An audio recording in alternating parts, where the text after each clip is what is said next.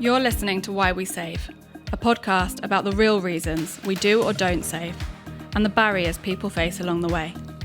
I'm Isobel, and across this series, we'll be reframing how we think about saving and how we can make it work better for everyone. For some people, saving isn't just difficult, it feels impossible. We have all heard that habits can form when we're in school, so why don't we start there?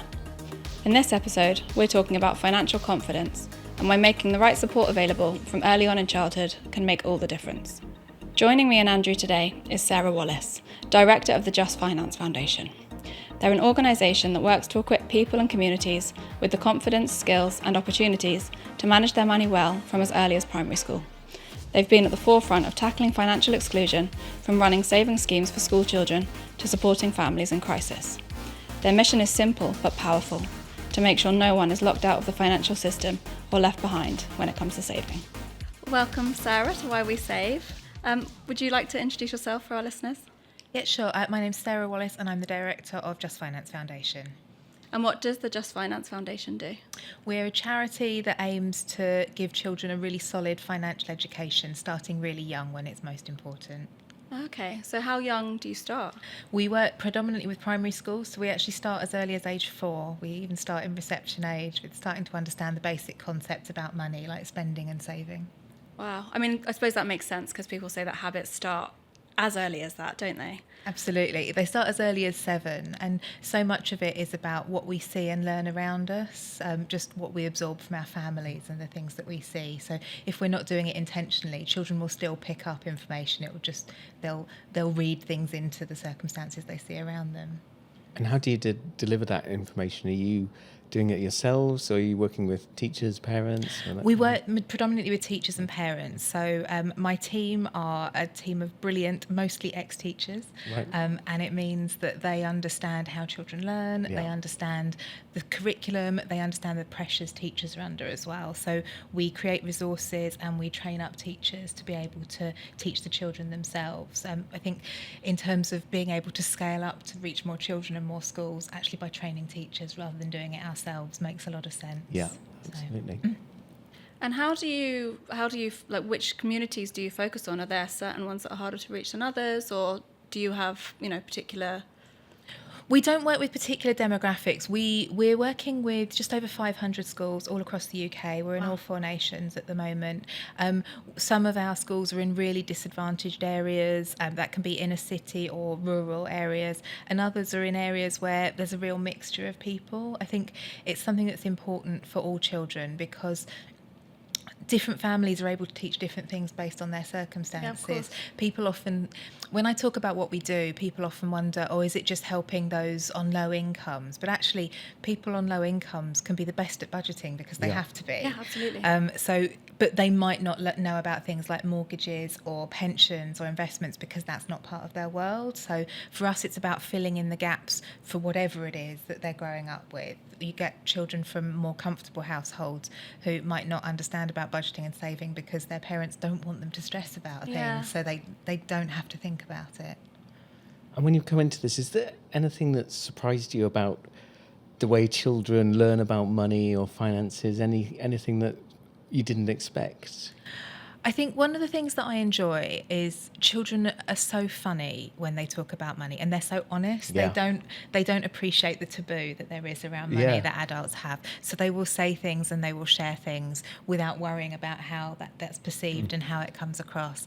And we have it in all different ways. I remember hearing a child talking about a job her dad did, and she was talking about how much he earned each day. And it was not a well-paid job, and it was not a lot of money at all. But there was no shame or anything in her voice. She was proud that he had this job and did this job, and that was how he earned money. And no concept of how other people might perceive that. On the flip side, we've run some sessions with some families from maybe more comfortable means, and hearing children say things that can really quite embarrass their parents. I was in a session once, and there were people there from a company that are supporting us, their parents who'd brought their children in for this session. And the little girl said in front of the table, in front of this woman, her mother and their colleagues, "We're rich, aren't we, Mummy?" And you could see the mother just want to die inside, and the embarrassment of having that conversation with colleagues. But the child didn't think she was doing anything wrong by saying that. So, and that's kind of refreshing, isn't it, to break down that taboo? I mean, you can see why it comes up with salaries and all the connotations that go around with that. But to have that innocence, I guess, and it helps to break down the barriers about learning about money.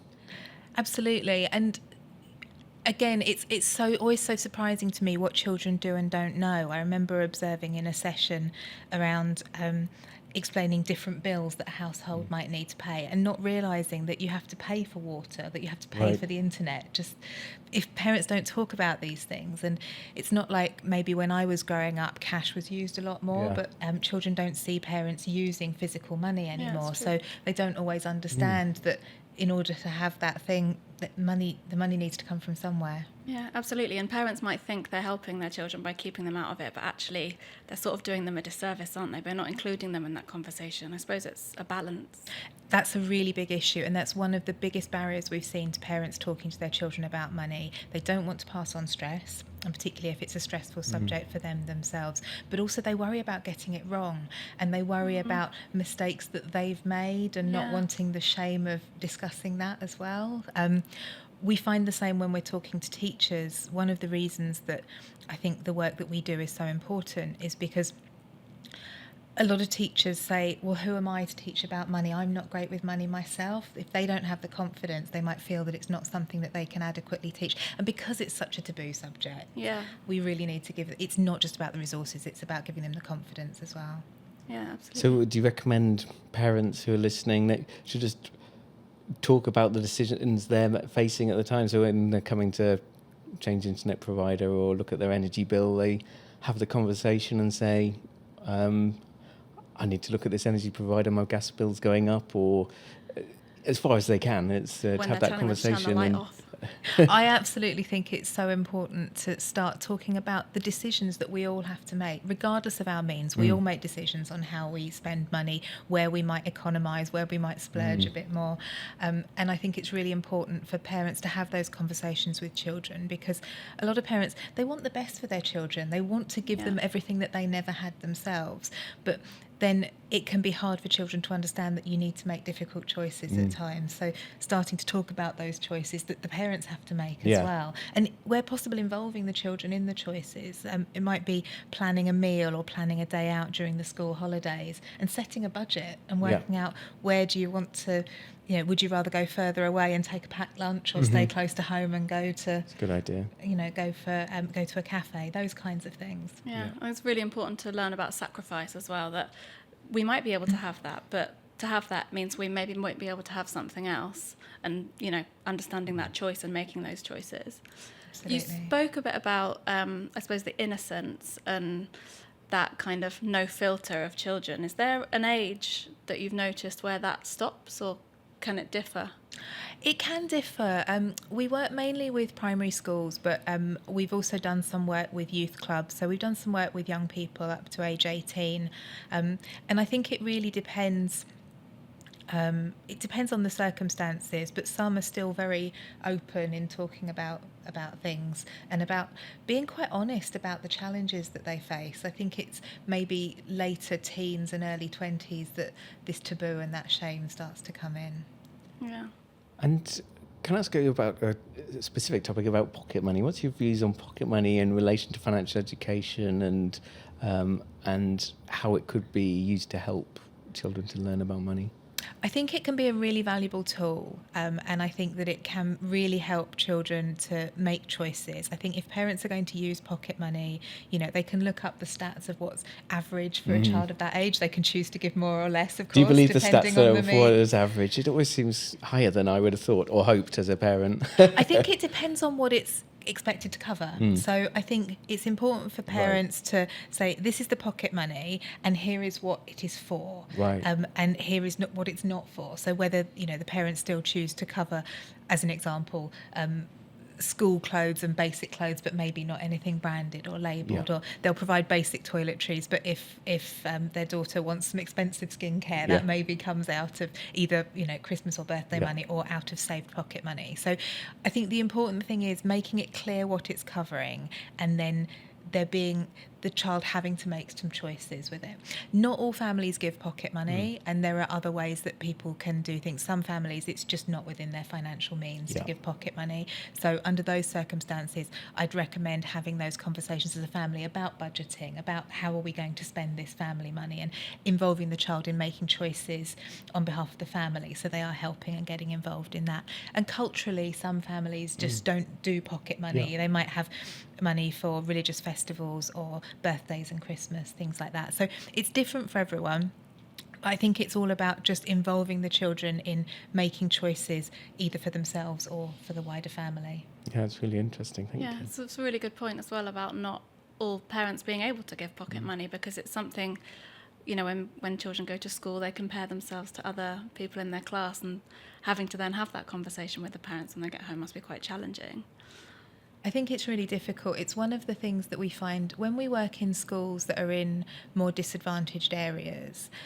The families can be having quite a difficult time, but it might be that everyone's in the same boat, and that's almost slightly easier to manage than when you've got schools. I live in London, and schools around me where you've got, £1 million, multi-million pound houses butting up against, housing estates. People on very low incomes, and those children are all going to school together, and they will start to see the difference in what they can have, in terms of whether it's sports kit or whether it's sweets or treats that they're bringing in or things like that. Those are the more difficult ones, having to explain to children that not everyone gets the same. Those are quite difficult conversations. Yeah, I can imagine. I think also as well, have you ever noticed children who maybe are in those more disadvantaged areas have to grow up quicker, and that maybe they're having to contribute more, maybe having to get jobs earlier than others? Yeah, absolutely see that. I find it really interesting because statistically the number of young people working has really dropped in the last 25 years. It used to be about 50% of 16 to 18-year-olds had part-time work alongside college. And just after the pandemic, that had dropped to less than 25%. So far fewer young people working. And I think that's, again, what I was saying about a lot of parents. They want to give their children the best. They don't want to give them stress. That if they can afford to give them an allowance, they would rather do that and have them focus on their studies than work. I personally think that's a bit of a shame, because I think you learn really valuable skills from any job, really. But I certainly see families, living on lower incomes. Those children are more likely to go and get jobs because it's the only way of them having an income of their own. And then the pressure that can be on them to contribute to the family pot, even if they're still studying. Yeah. Are there any case studies? I mean, one of the reasons we do this, why we save, is to really unpack the kind of human side of saving and make it more accessible. Obviously, don't mention any names, but are there any sort of stories that you could bring to life about any sort of feedback you've had? Or I think the one area of our work where I think this really comes to life is a number of our schools have savings clubs that are run in partnership with local credit unions. And alongside the financial education that we help the teachers to deliver, this means that children can get real life experience of building the habit of saving on a weekly basis. So the school effectively becomes a branch of the credit union. And it's not compulsory, not all children have to join and be part of this, but for those that do, there's a weekly deposit scheme where the children come in. The children help run the savings club themselves, so they act as cashiers and customer service. They take in the deposits, they record the amounts, they put a stamp in the book. The children absolutely love it. And that's been a nice way. The teachers are also eligible to join the savings club, so for the children, seeing the teachers saving alongside them, just normalising this idea of saving on a regular basis. That's been something that I've really enjoyed seeing, and it's meant parents have found out about credit unions, potentially started saving with credit unions as well in those communities. So that's an area of our work that I'd really love to develop. That's brilliant. Yeah, fantastic. And also with the, as you mentioned, kind of talking about real life decisions and things, it seems like the best way to educate children is through drawing on real life examples rather than here's financial education as a separate subject over here. You need to integrate it into life and show how normal it is. Is that your general approach across all of your work? Absolutely. It's about normalising it, but it's also about people making the choices that are right for them. So, for us, it's about upskilling the children and young people, giving them the knowledge to understand the financial system that we operate in, understand the basic concepts about money, but we don't tell people what the right and wrong thing to do is, because that will be different for different families in different circumstances. And the thing that we talk about when we talk about saving is you are saving to spend it, ultimately. It's absolutely. not about things being saved for no reason. Yeah. It might be saving it up to buy a present or to go on holiday, or it might be saving it up because the car is on its last legs and you're going to need to be replacing it at some point. But understanding that you're not depriving yourself for the sake of it, for some moral good. It's actually to help out it's for a positive reason, very and that much so. helps to motivate you, isn't it? And gives you a goal to save towards as well. And not have that fear about spending it because you've built it up. You think, I'm going to have to start again. That's what they're there for. Yeah. Really important message. Absolutely. I'd like to ask you about the teachers. So you said that a lot of your colleagues are teachers or ex-teachers, and there's been a lot of talk about getting financial education on the primary curriculum. Are there differing views about where that should sit? There are. So financial education has been on the secondary curriculum for over 10 years now. So you would hope that we would have a cohort of young people coming through who feel much better educated. A recent survey showed that 75% of young people that should have had it at school don't remember having had it. Right. So now that might be that some of them just don't remember, but it's certainly showing that it's not making a meaningful impact in terms of them leaving school feeling confident to manage their money going forwards. In terms of on the primary curriculum, it is on the curriculum in Scotland and Wales, so they are already thinking about the importance of this. It isn't in England yet. For me, I would love to see it on the curriculum. I understand that teachers are under a huge amount of pressure. There's a very full curriculum. There, especially post-pandemic, a lot of children with a lot of additional needs that are not being met in mainstream school, and that all puts pressure on teachers as well. So I do understand the nervousness about just adding more work to an already very, very busy workload. Can they not replace it with something else?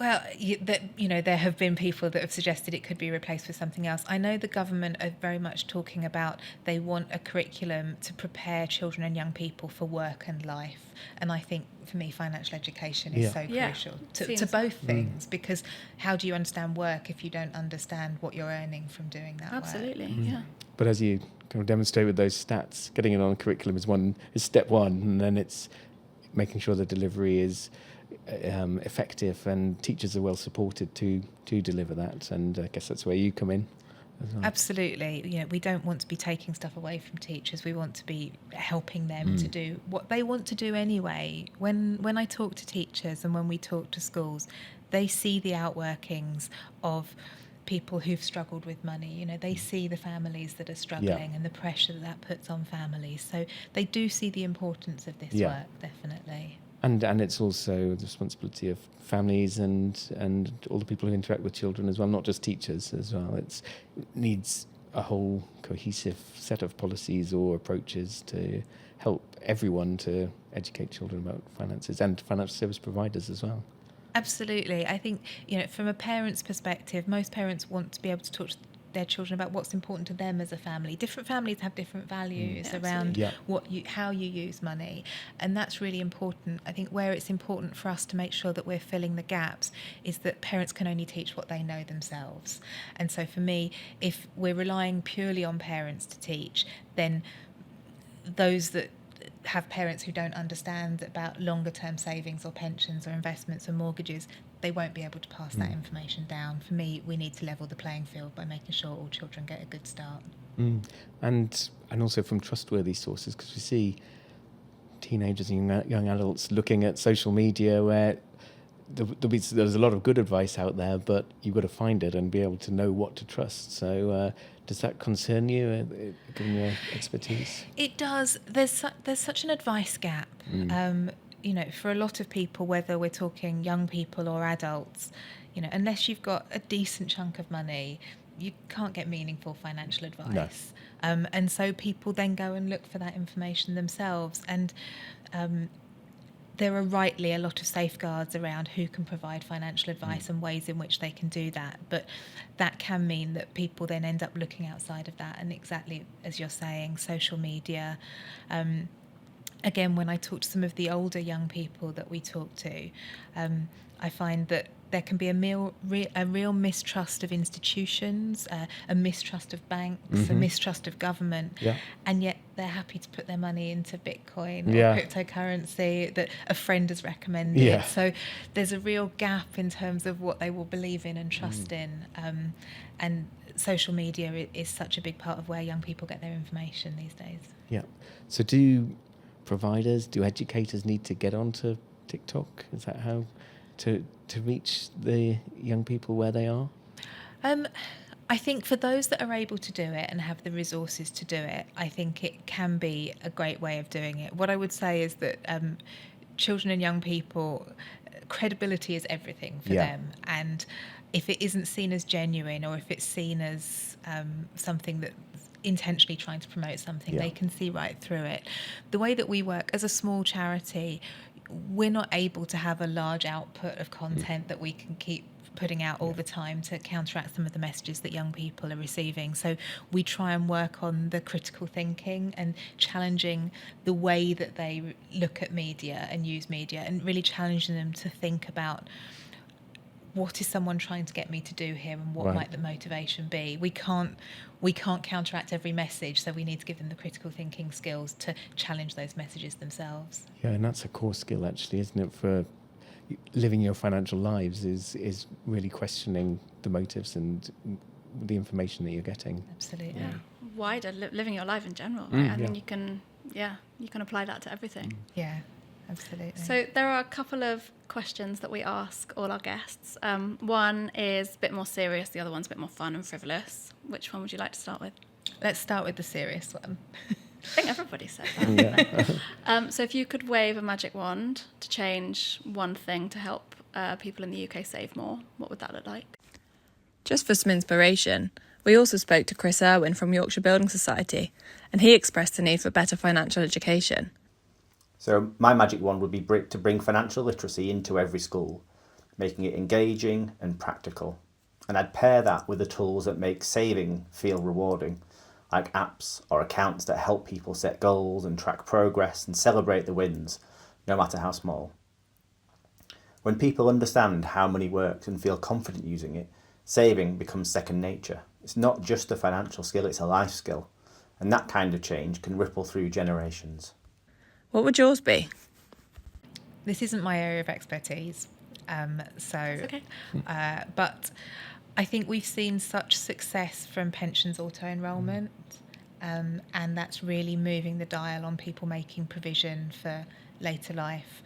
I know it's something that's still a concern, but it's starting to make a difference. And so something like that, something that nudges people in the right direction, something that makes it easy, that puts the money away for them before they see it themselves, paying themselves first, some people call it that, but make it really, really easy for people, make it something to opt out of rather than opt into, I think could make a big difference. Remove that friction. Like, we know that inertia works, don't we? Yeah, absolutely. And then the other one is, what's the first thing you remember saving for?